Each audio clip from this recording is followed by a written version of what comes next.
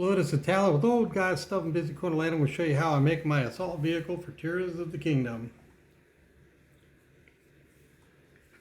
So let's get some basics. You need a body for the vehicle and you need some wheels. There's stone slabs in a lot of places in the depths. Not necessarily a good idea because they can get stuck on things a lot, even if the terrain's not so bad. You can have an extra pair of wheels. So I can have a 6-wheel machine, and this will go through a lot of the obstacles pretty good. But what I show in about the last third of the video is that you still can't take this to a lot of places. So let's not use this. This is what I like to use. 2 carts, a wheel on each corner, and a steering stick. That's the main body. This can take you almost anywhere you need to go. So if I put these next to each other, we can see that there is a big size difference and how much Zonaite it's going to take to make each of the basic vehicles. So the 6-wheel version of this one's 27 Zonaite.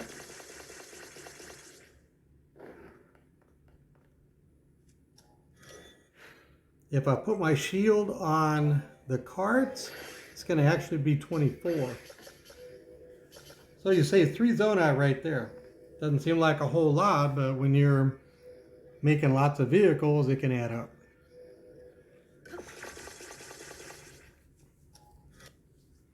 Okay, so I'm at the area where the Enox was just before Rist Camp, the Rist Mine and the mining enemy camp there. And I'm going to make my vehicles. I got my 4 wheels, 2 carts, and steering stick. That's my auto build. I do not auto build the shield part on this because different places that you go have different things you can use for a shield. And I don't like using any of my own devices, even though I'm doing it right now.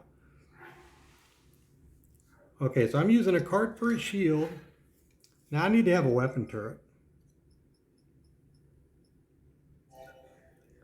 It cost me 12 Zonaite if I auto build this thing without the parts. I've got a construct head, 2 beam emitters, and a cannon.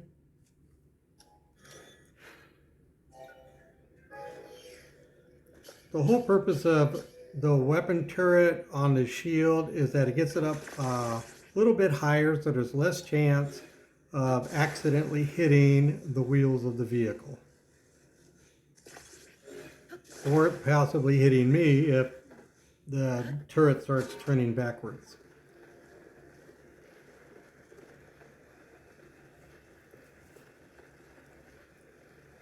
Okay, the cannon is very important. Most of our damage is going to be done by the beam emitters, but the beam emitters will not do everything. I'm hooking up Unobo right now because he's like having a secondary cannon. The cannon is going to help with the guys with the yellow gauge because that's armor, so it can break the armor. It can break the stall monsters like these Bokoblin guys. It can take out pebbles and things like that so we don't have to actually do it ourselves.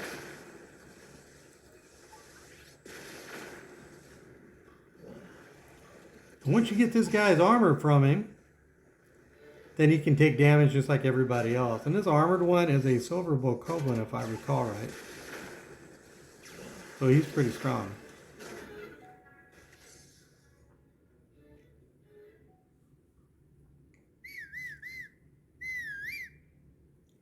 Now notice I'm waiting. I was just letting myself recharge and the enemies were not where I could target them because they were behind the rocks.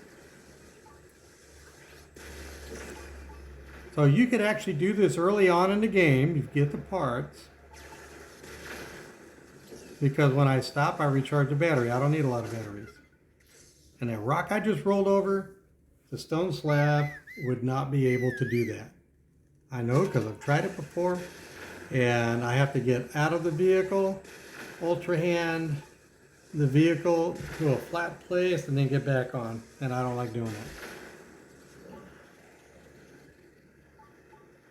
that.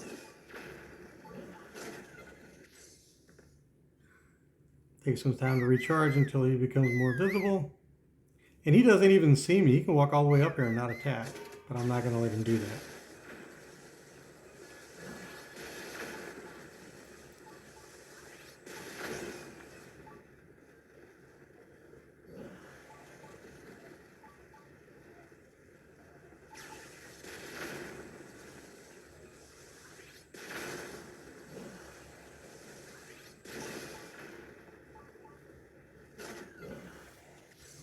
Okay, so I just get off the vehicle, pick up all the stuff, break the mining nodes, the ore deposits, and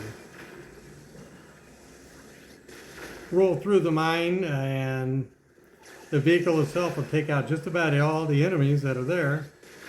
So I just got to get off and break the ore deposits and get those, and then I come up to the next camp like I am right now. Okay, so this one is not as hard as the other one. Nobody is armored. There's a silver moblin, so he does take a while to defeat.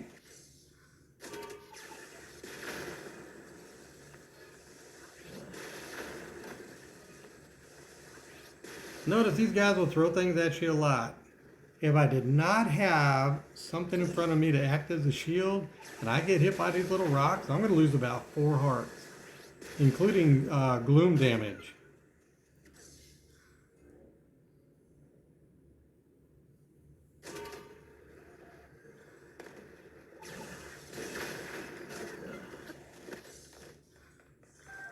Now, we'll get off and pick these things up in the middle of some of the fights, because when enough things are out on the ground, things will start to despawn. So I'm not going to get as much as I wanted to get.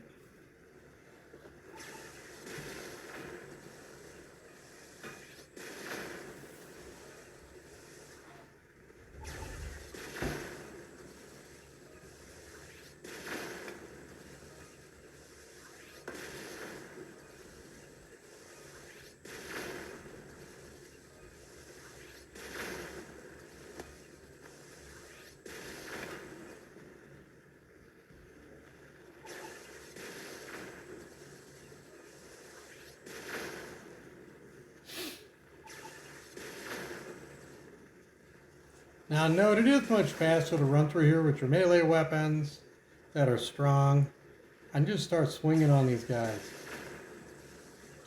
But the problem with that is you break your weapons down. I don't like the whole weapons durability stuff that goes on in this game. In that regard, I wish it was more like Monster Hunter. Hopefully Nintendo actually hears this. Because with Monster Hunter, you get weapons and they'll dull. So you go from a level of sharpness to something that's not as sharp, and when it's not as sharp it does less damage, but the weapon itself does not actually break. You have to carry whetstones and you sharpen the weapons. The thing about weapons break, I don't like that. Because I've had some really good ones. There's your Gerudo Claymore with the silver Lionel Saberhorn on it. That's doing about 132 damage or something like that. And you got durability up plus. And I have broken 5 of them with just 1 hit. And it's not like I was hitting strong enemies. They just break, and that is very uncool.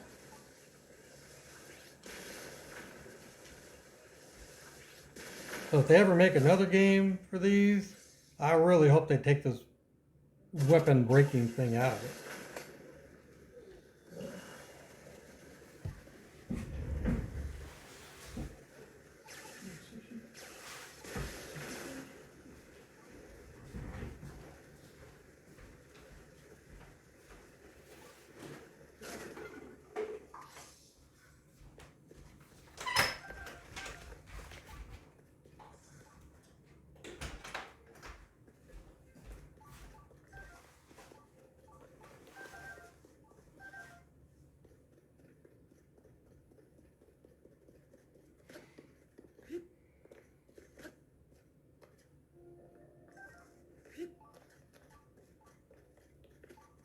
You know what his voice sounds like when he does little hops? Lara Croft in the Tomb Raider 2 game that came out for PC about 30-something years ago. I almost feel like they copied the voice. They probably didn't, but it just sounds a lot like it. Okay, so now we're going to do some extreme off-roading. There'll be a few enemy camps on the way. But this is a reason why you would not want to have the stone slabs. Because they would not be able to make this. You'd have to constantly get off and ultra hand the vehicle and hope it don't fall. Okay, this camp, I think is the only one with Lizalfos and silver Bokoblins mixed up in it.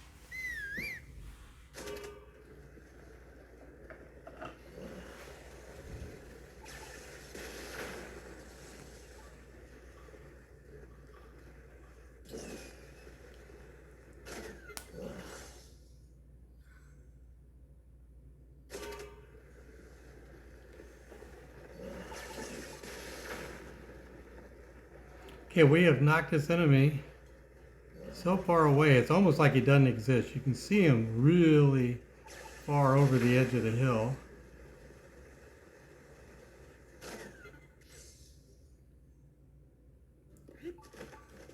We can get off and pick up a lot of stuff so that they don't start despawning. He will come back though.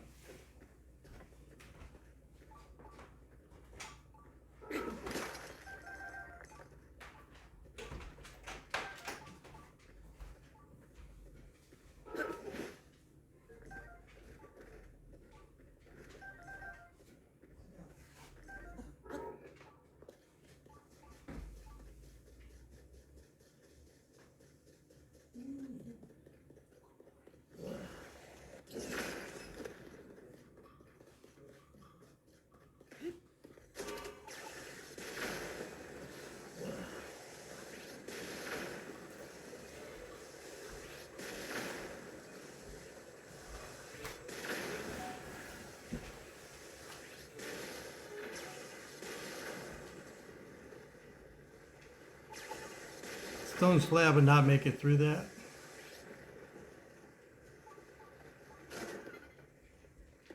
Just because it's a little too wide. Okay, some more of this extreme off-roading type stuff.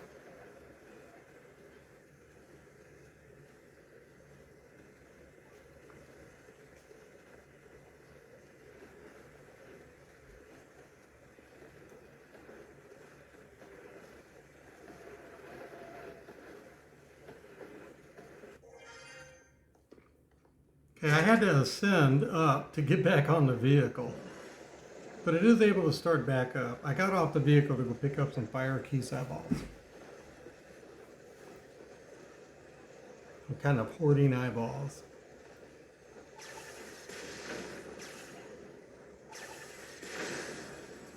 And you don't want to be rocking multiple cannons on this because the recoil can actually make the vehicle flip over that cliff, and then you got some problems.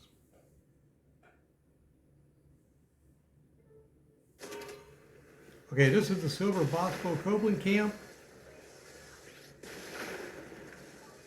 I feel bad for these guys in a way. They're minding their own business. Mining stuff so you can probably make a nice gift for Mother's Day. And Link rolls in here basically with the tank and starts blowing everything up. Very inconsiderate.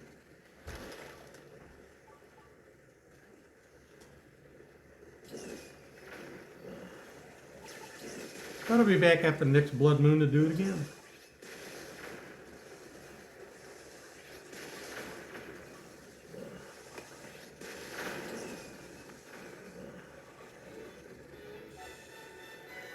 Now this right side over here, stone slab would never be able to maneuver through. It could go on the left side, but you'd never be able to get it to this area anyway. You'd have to auto build it right here. And you're not going to get enough Zonaite out of this fight to justify auto building the whole thing.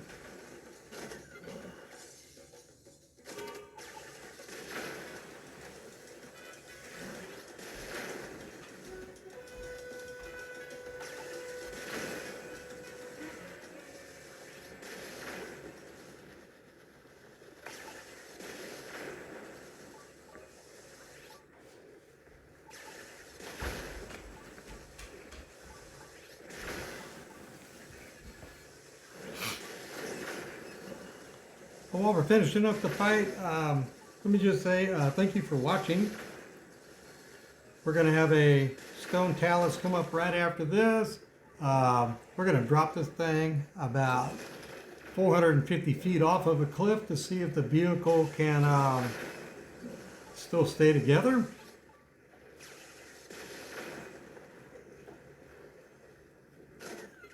So if you find this video helpful at all, or at least interesting, hit the thumbs up or the like or whatever they call it. Don't forget to subscribe. Okay, I don't use the vehicle against any of these mini boss monsters because you'll never be able to target what you have to hit with the Talus. And if I'm fighting the Hinox, like before getting into Risk Mine, I can beat the Hinox in 3 to 4 hits with my melee weapons, but it takes much longer with the vehicle.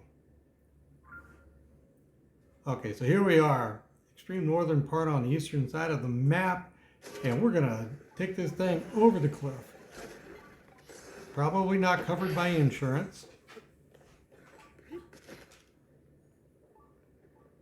And if it is, you probably got better insurance than we got. Okay, so we didn't despawn, but the first thing that's going to break off on any of these things are going to be the turret. And sometimes I just lose one weapon off the turret. This time I lost the whole turret. So don't do that. This has been Talus, Oil Guy Stuff in Busy Corner Lane. Have a safe, happy, peaceful, wonderful day, and goodbye.